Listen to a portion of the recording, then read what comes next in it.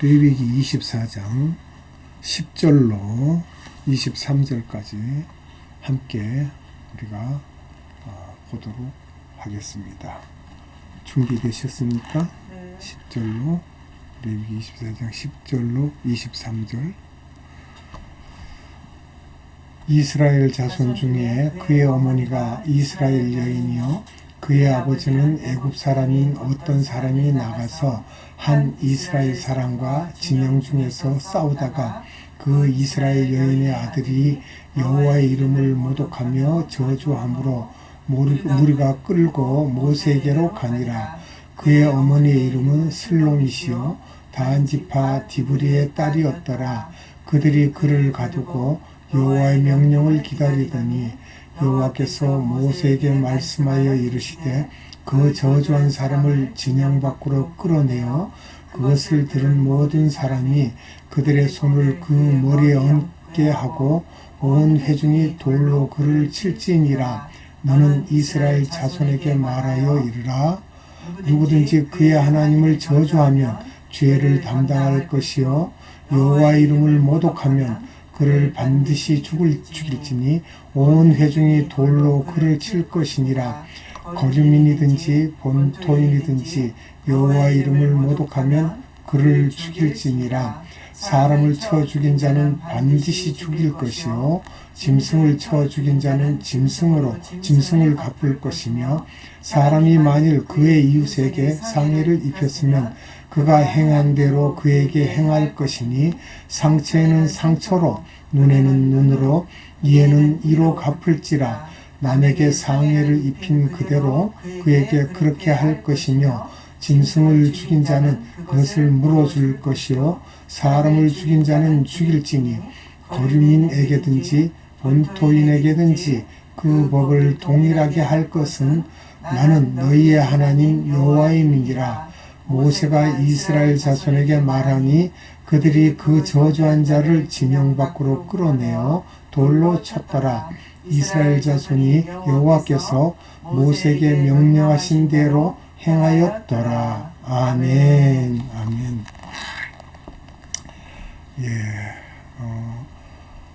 오늘도 본문에 말씀하신 대로 회방한 자는 처형해야 된다라고 이렇게 말씀을 하십니다.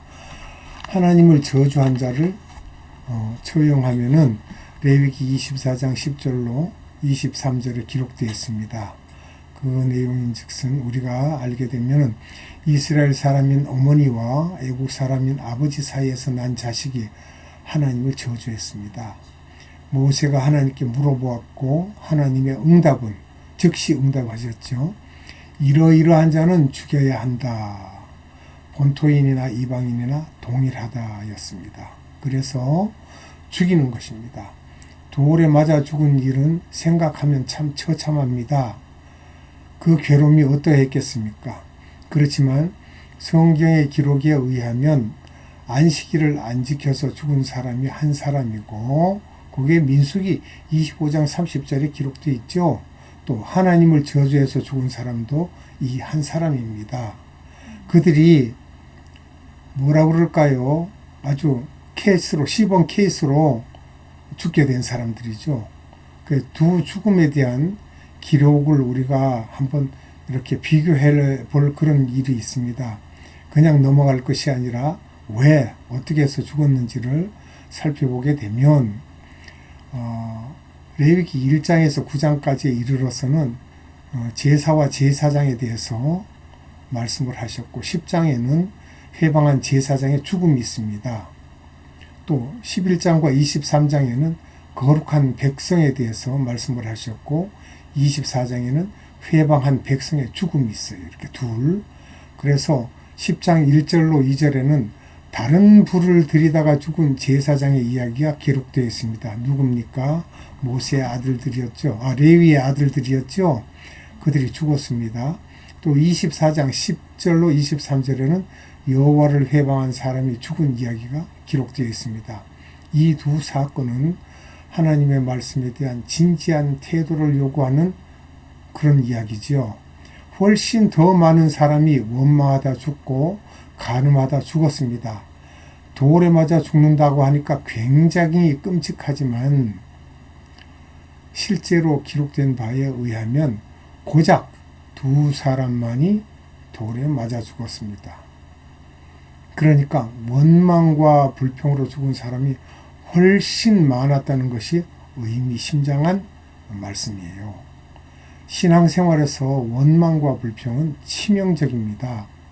왜 그런가 하면 우리가 예배를 드리고 나서도 가정으로 돌아가서 잠깐 사이에 부지불식간에 싸움을 하게 됩니다. 그럼 상대방이 마음을 상하게 했다고 해서 불끈하게 되고 불평, 원망을 하게 됩니다. 왜? 내가 예배 드리고 왔는데 이런 일이 일어나더니 그러고 불평, 불만을 하게 되면 그게 무슨 일입니까? 옛날 같으면 죽일 일이에요. 조심해야 됩니다. 바울은 구약의 사건을 통해 받아야 할 교훈을 고린도 교회에 전했습니다.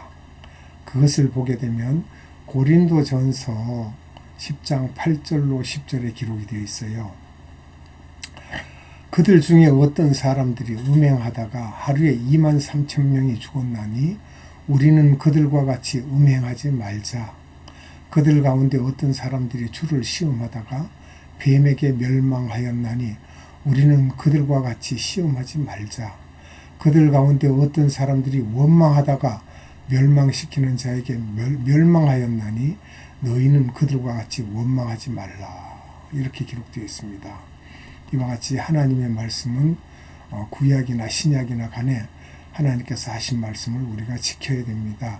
대수롭지 않게 생각했다면 상당히 오해를 하고 있는 것입니다.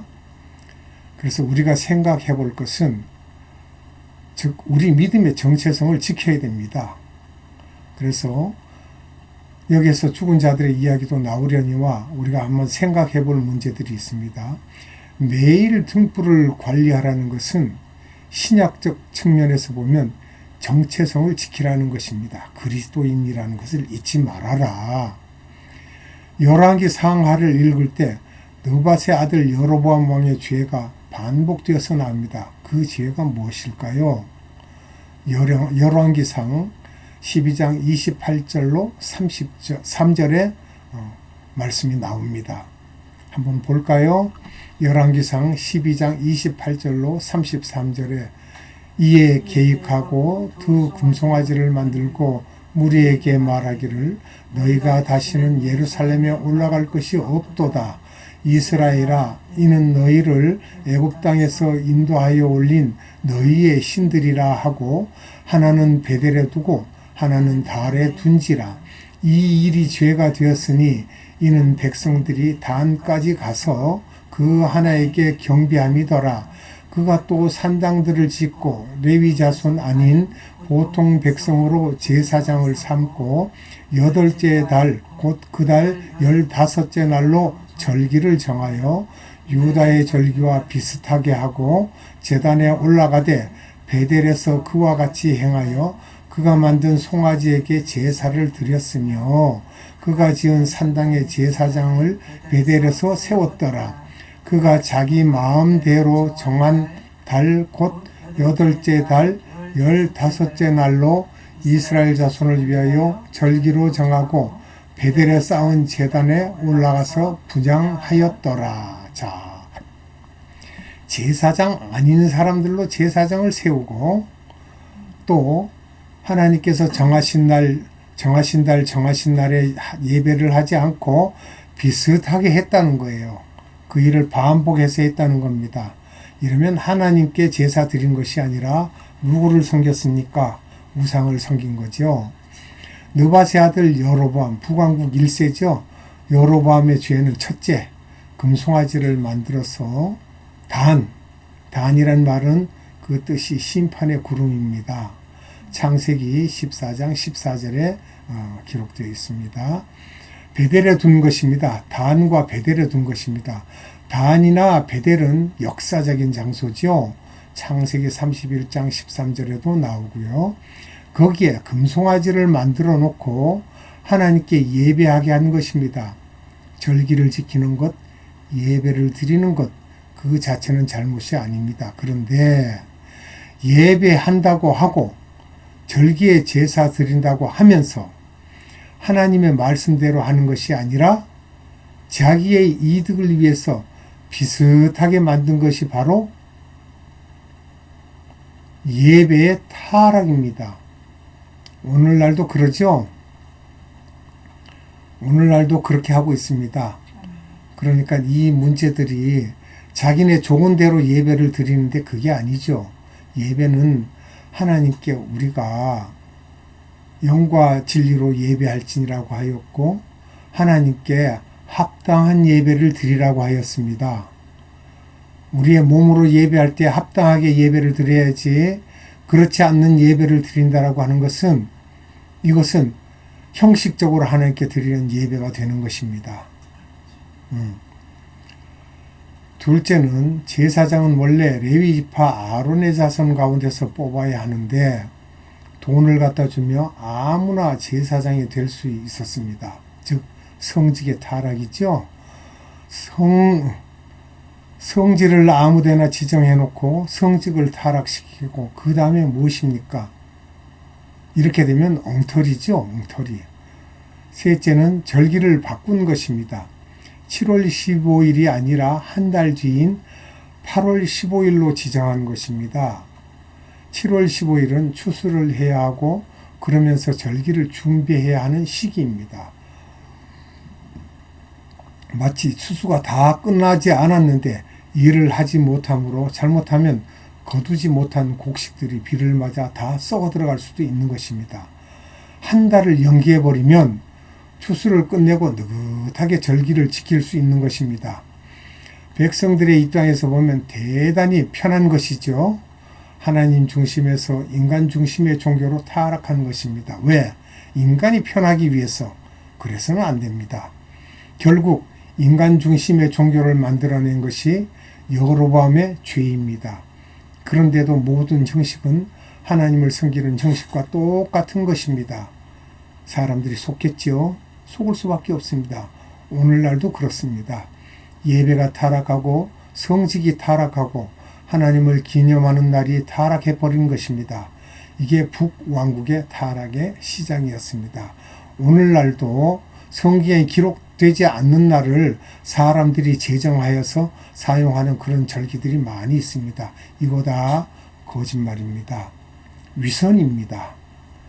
그러고 성도들은 그것을 기념한다 하여 그들의 재물이 약탈당하는 것입니다. 강탈당하는 것입니다. 그런데 하나님께서 뭐라고 하셨어요?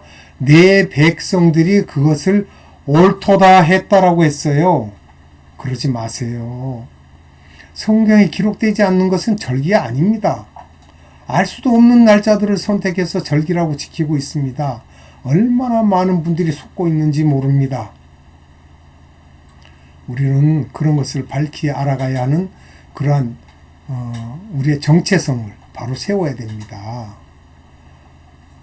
그 다음에 우리가 신앙과 경제는 어떠한 관계인지도 알아야 되겠습니다.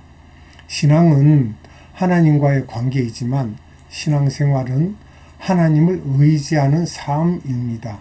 우리가 살아간 그 삶 자체죠.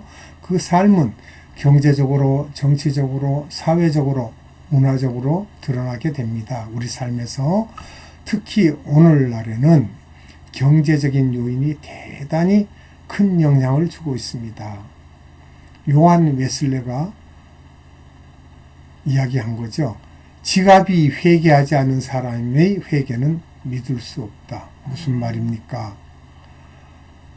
참, 이 한 말이 훨씬 더 심각하게 드러나는 시대입니다. 지갑이 회개하지 않은 사람의 회개는 믿을 수 없다.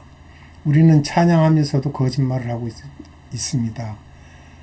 내게 있는 모든 것을 아낌없이 드리네. 지갑 속에 돈이 많이 있습니다. 그런데 다 드리지 않았으면서도 찬송은 입으로 하고 있습니다. 과연 그 찬송이 정확히 하나님께 드려지는 찬송이 될까요? 여러분, 그렇지 않습니다. 내게 있는 모든 것을 아낌없이 드린다는 그 거짓말 하지 마세요. 차라리 없으면 주님 없습니다. 있으면 있는 대로 하나님께 드리고 그리고 찬양을 해야 되겠지요. 그것뿐이 아니죠. 우리가 안식년에 대한 이야기도 할 수 있습니다. 안식년에 대한 이야기는 이 말씀은 여호와께서 시내산에서 모세에게 말씀하여 이르시되라고 하신 말씀이에요. 레위기 25장 1절에 기록된 말씀인데요.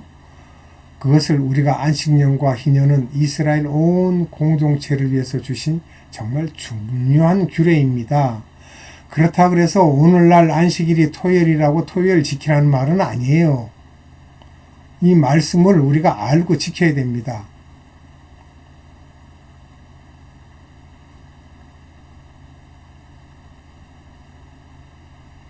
애굽에서 나온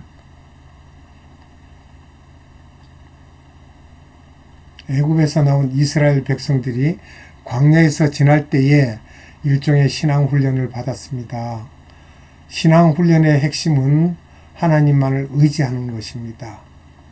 하나님 의지하는 구체적 훈련은 만나를 거두는 것으로 시작되었습니다. 해가 뜨면 사라지기 때문에 해 뜨기 전에 나가야 했습니다. 하루의 분량만 거두는 것도 훈련이었습니다.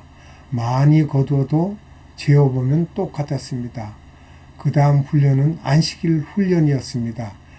6일째 2배를 거두게 하시고 제7일은 쉬게 하셨습니다. 제7일에는 나가도 만나가 없었습니다. 여기에 대한 그 내용들을 우리가 알아보도록 하겠습니다. 출애굽기 16장 21절에 말씀하시기를 무리가 아침마다 각 사람은 먹을 만큼만 거두었고 햇볕이 뜨겁게 쬐면 그것이 쓰러졌더라, 없어졌다는 거예요. 그러니까 각 사람이 먹을 만큼만 거두라는 이야기입니다. 매일 우리가 욕심내지 말고 세상 일을 하되 그것이 우리에게 필요한 만큼만 하라는 거죠. 농경사회고 유목민 생활을 했기 때문에 그때그때 필요한 것만 너희가 사용하라는 것입니다. 출애굽기 16장 17절로 18절에는 말씀하시기를 이스라엘 자손이 그같이 하였더니 그 거둔 것이 많기도 하고 적기도 하나 오멜로 되어본 즉 많이 거둔 자도 남음이 없고 적게 거둔 자도 부족함이 없이 각 사람은 먹을 만큼만 거두었더라.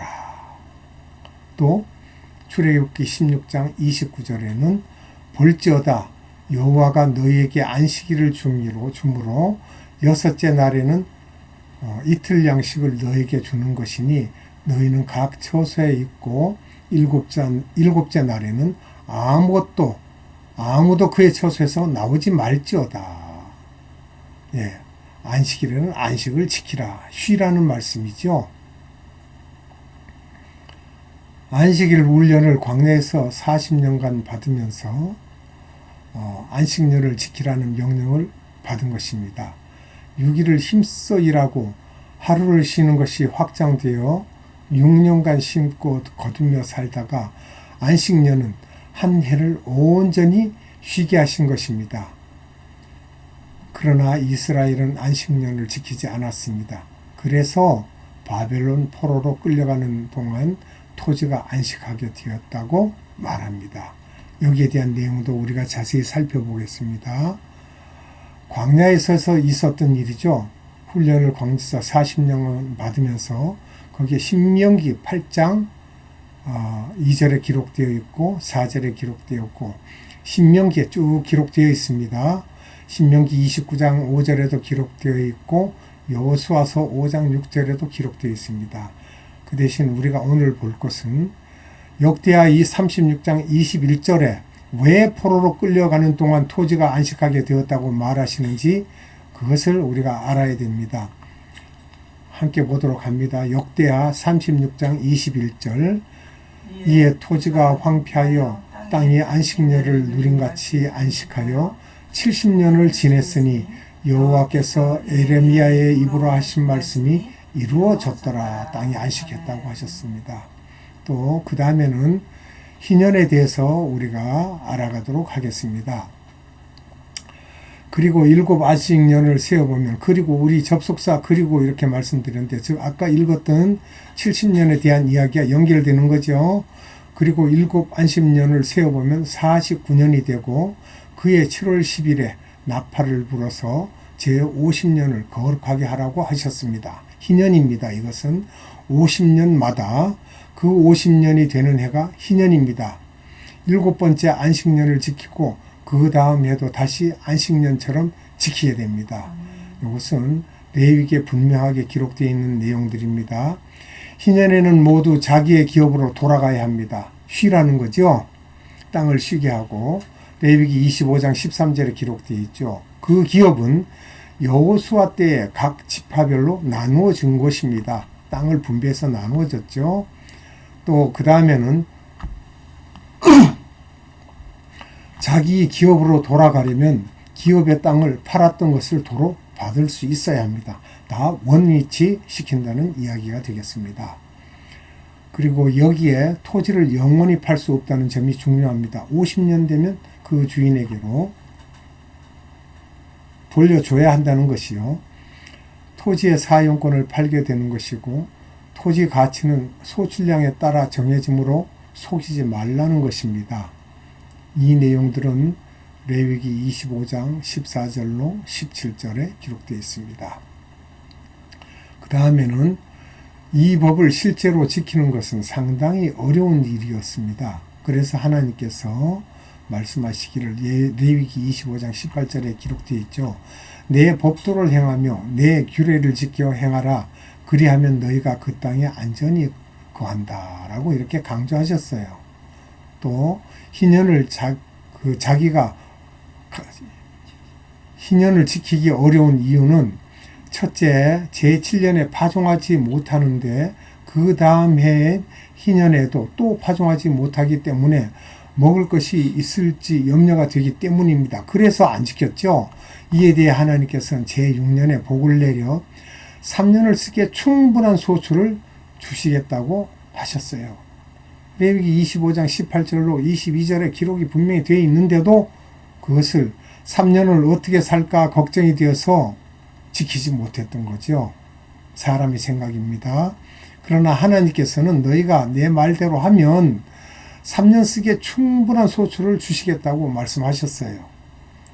희년을 지키기 어려운 이유는 토지를 구입해서 살면 그것을 영구히 자기 것으로 하고 싶기 때문입니다. 그런데 이에 비해 하나님께서는 토지는 다 내 것이고 너희는 나그네이고 잠시 머무는 자로 나와 함께 지내는 것이라고 말씀하셨어요. 레위기 25장 23절에요. 토지는 하나님의 것입니다. 사람은 잠시 머물면서 사용하는 것입니다. 그래서 토지를 사고 팔았을 때 무르는 것을 허락하라는 것입니다. 무르고 50년 때문에 돌려주라는 것이에요. 내가 너에게 분배한 그대로. 그래서 기업의 토지를 팔았을 때는 언제든지 물을 수 있습니다. 가난한 사람은 친족이 대신 물려줄 수 있도록 또 법을 정했어요. 그렇게 해서 그런 내용들을 하나님께서 말씀하셨어요. 그것이 레위기 25장 24절로 26절에 말씀하셨습니다. 그리고 물러줄 친족조차 없는 경우에는 희년에 그냥 돌려받습니다. 대가가 없습니다. 왜? 그거는 물을 돈이 없어요. 재산이 없어요. 그럼 그냥 돌려주는 겁니다. 그래서 자기의 기업의 땅으로 돌아가게 되는 것입니다. 이 내용은 레위기 25장 27절에 말씀하고 계십니다. 그리고 희년에 원주인에게 돌려주는 것과 돌려주지 않는 것에 대해 그것을 규정해 주십니다.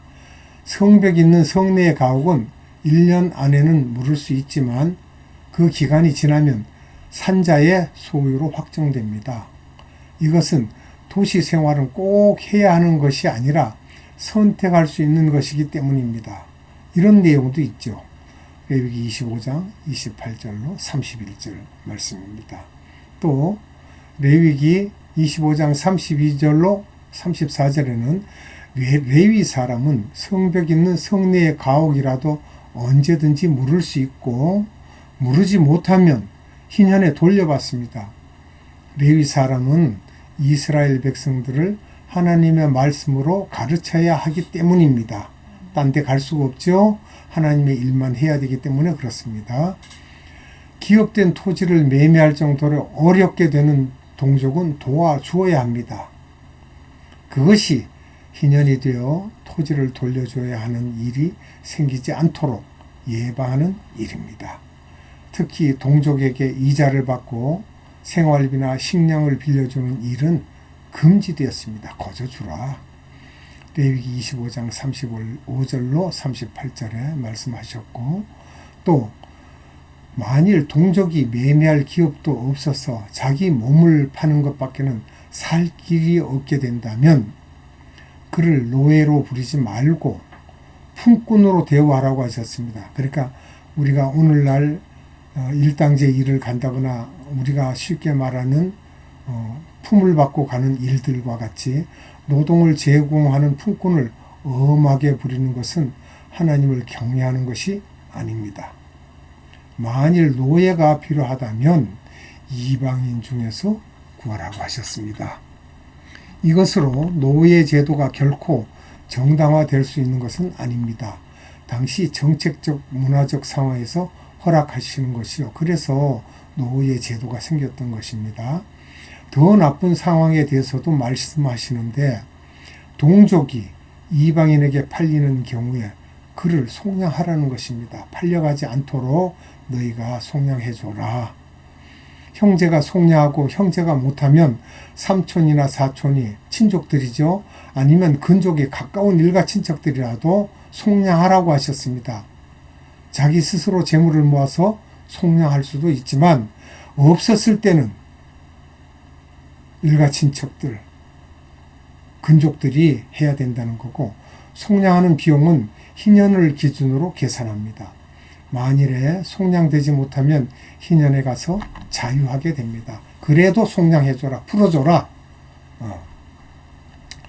그래서 희년에 담겨있는 의미와 중요성, 이런 것들을 우리가 잘 알므로 인해서 그 공동체의 회복이죠. 이스라엘의 회복 또는 공동체의 회복을 놓고 우리가 말할 수 있습니다. 그래서 희년의 의미가 뭐냐?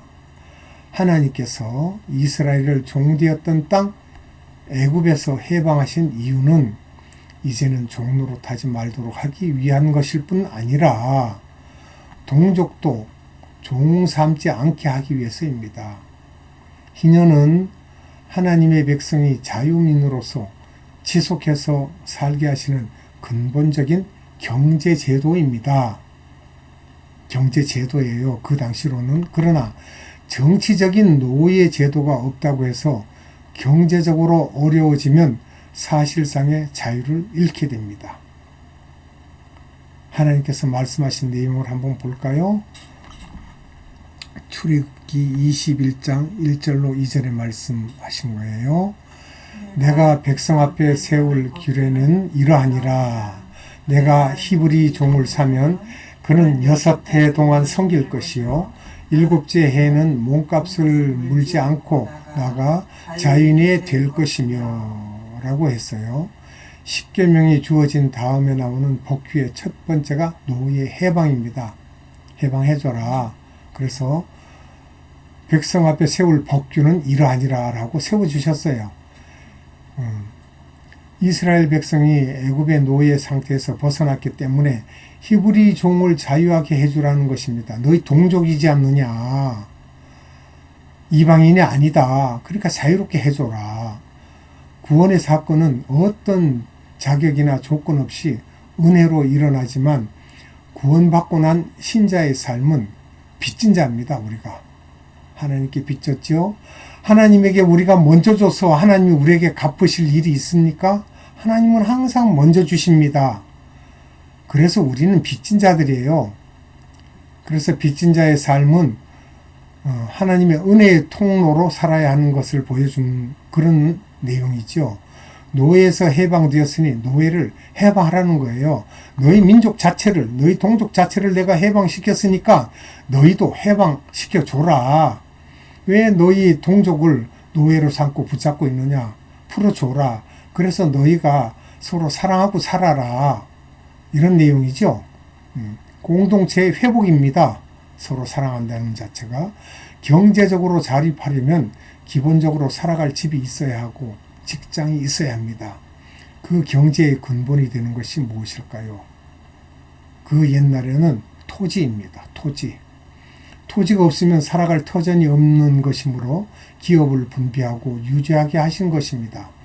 가나안 정복과 토지 분배는 거룩한 백성들이 단지 종교적으로 살아가도록 하는 것이 아니라 지상에서 주어진 자원들을 공평하게 누리며 행복하게 살아가는 기초를 놓은 것입니다.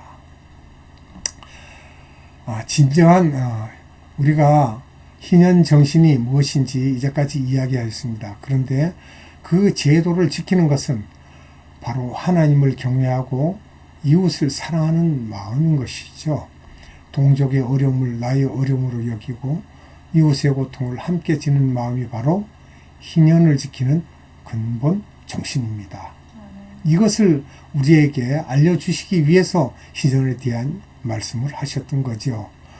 또 그리고 진정한 경기부양책이 무엇인지 우리가 알아야 되겠습니다.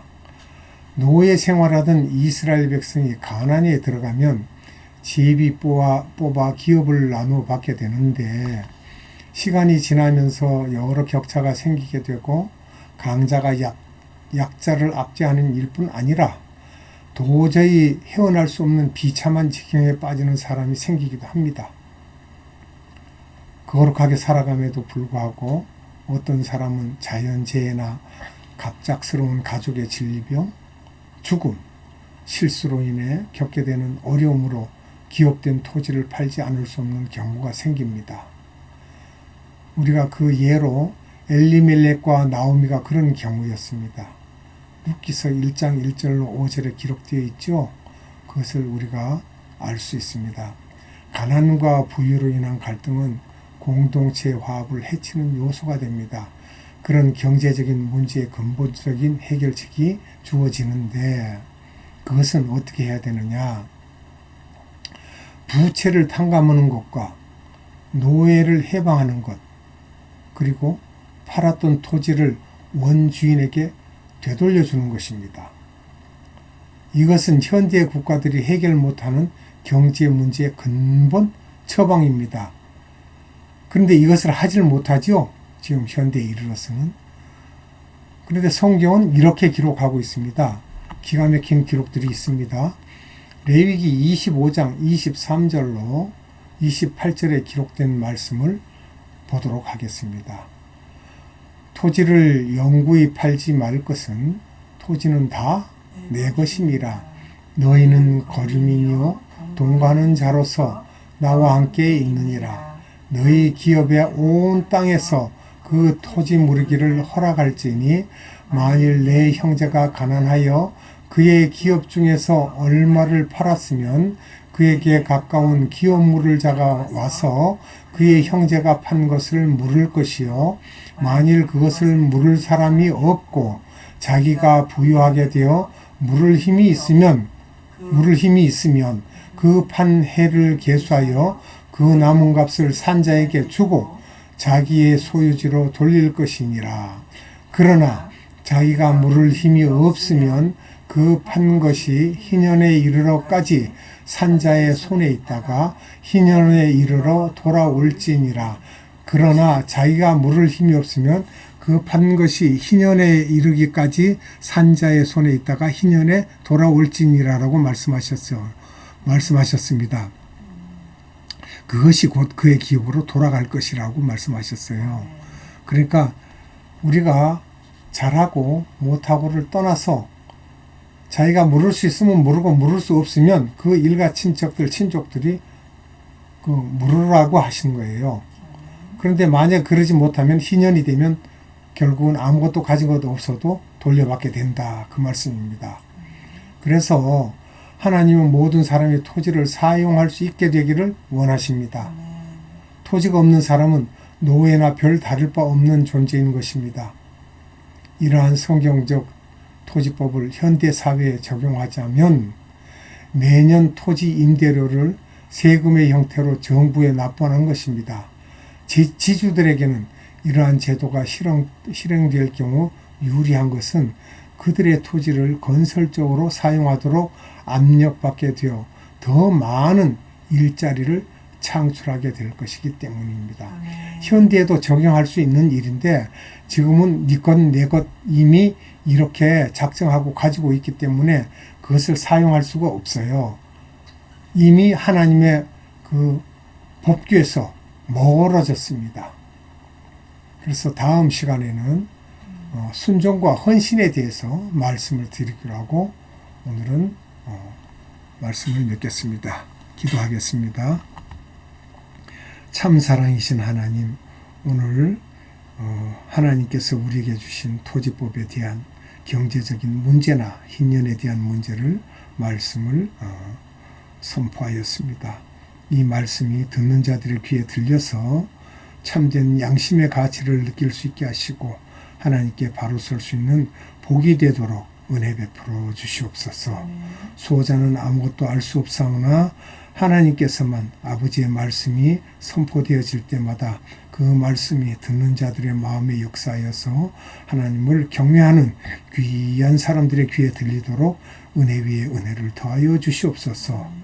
모든 것을 믿사옵고 감사드리며 이 땅에 다시 오실 우리 구주 예수 그리스도 이름으로 기도하옵나이다. 아멘.